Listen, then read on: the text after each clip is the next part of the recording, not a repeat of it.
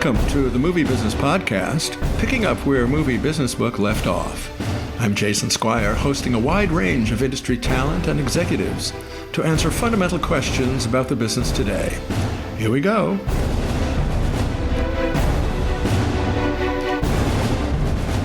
And today we're heading into cult movies with Lloyd Kaufman, president of independent producer-distributor Troma Entertainment, a cult movie icon, co-founded with Michael Herz.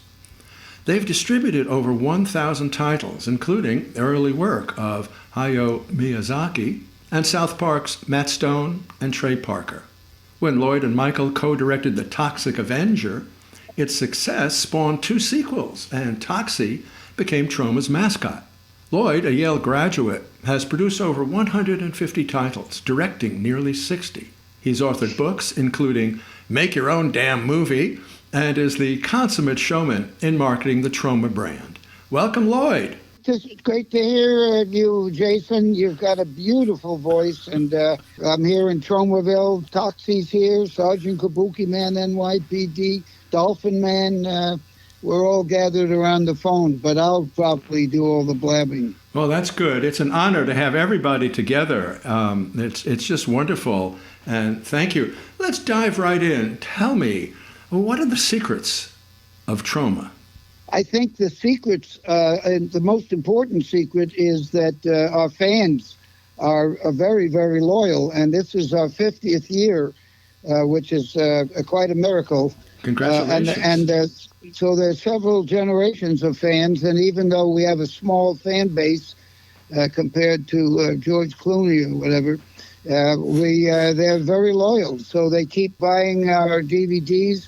They subscribe to Troma Now, our subscription streaming service, which is about 15 years old, and it's terrific. They just keep us going. Conventions or film festivals or theaters. If I direct a movie, I still get maybe 200 theaters, though they're mainly a weekend or midnight. Or in New York, I get 2 weeks, and in LA, I get 2 weeks.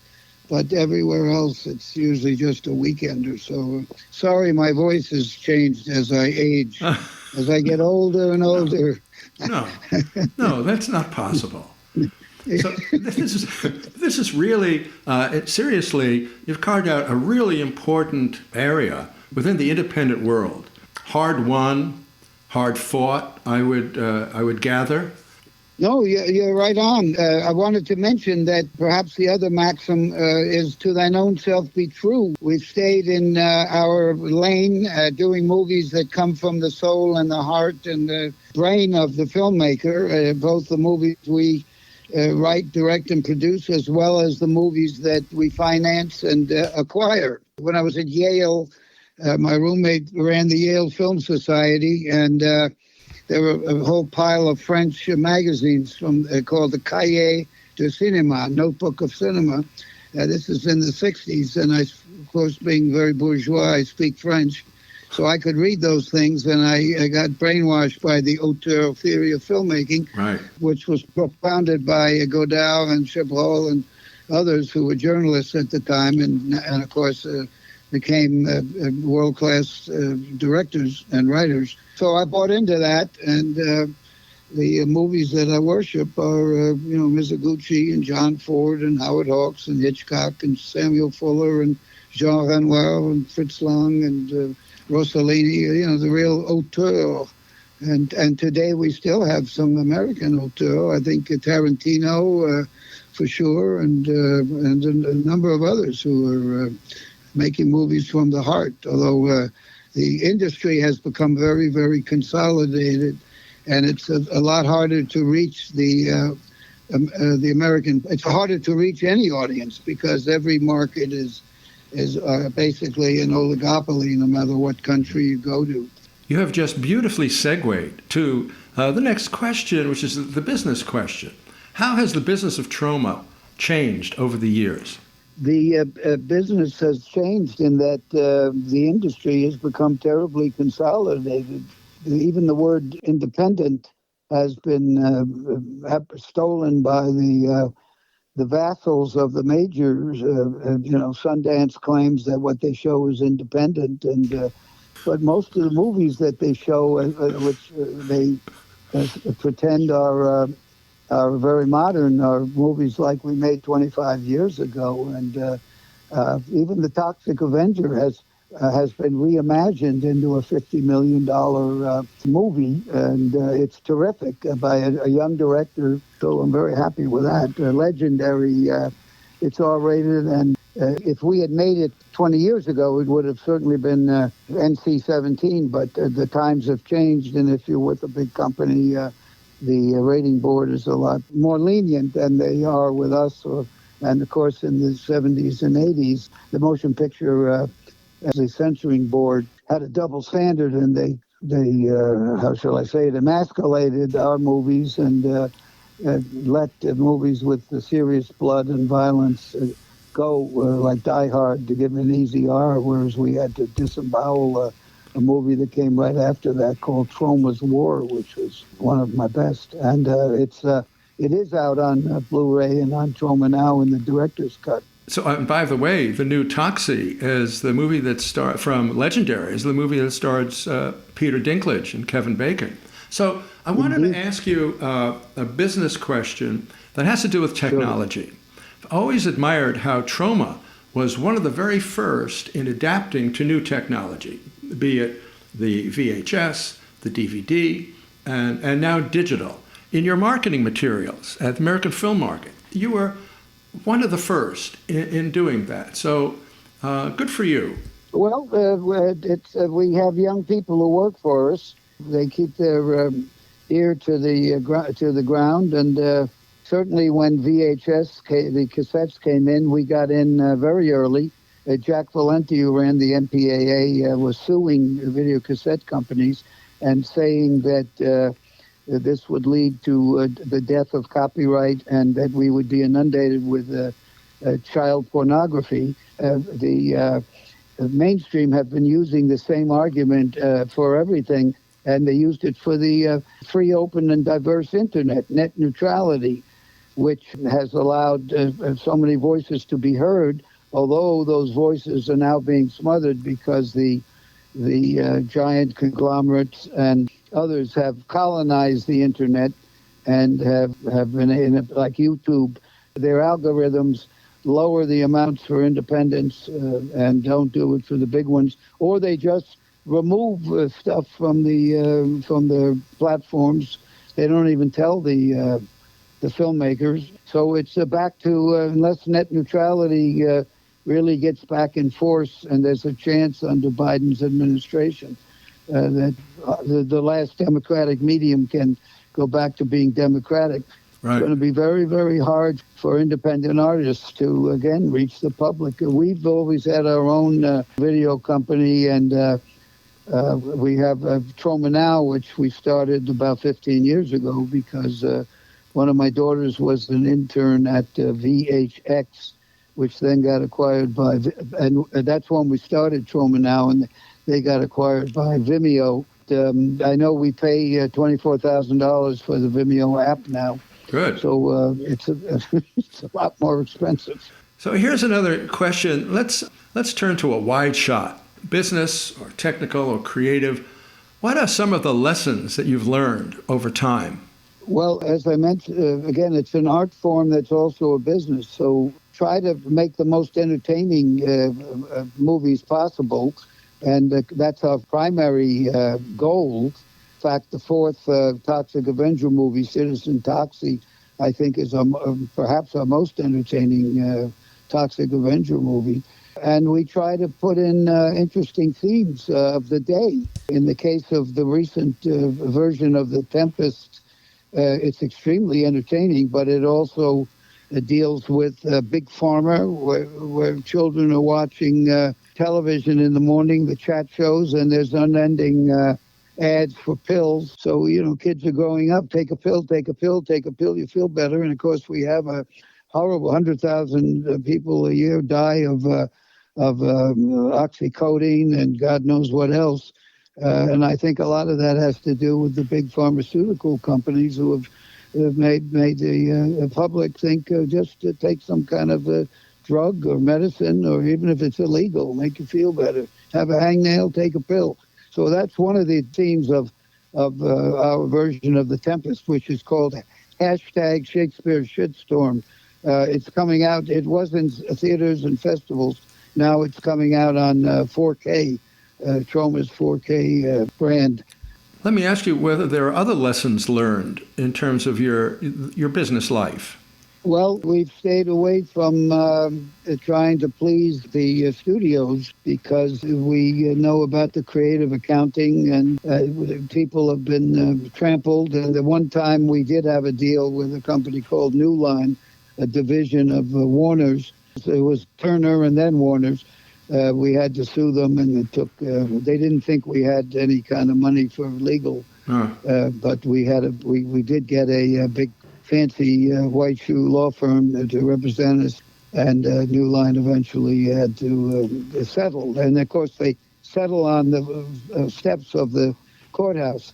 But I think the point is we stayed on our own. We stayed in our own lane and just kept making movies and acquiring movies, build a library. And now, for a young person to, maybe they might have a day job working in IT, and maybe they make a movie once a year. They go to the conventions to sell, which we do, and they sell that one movie.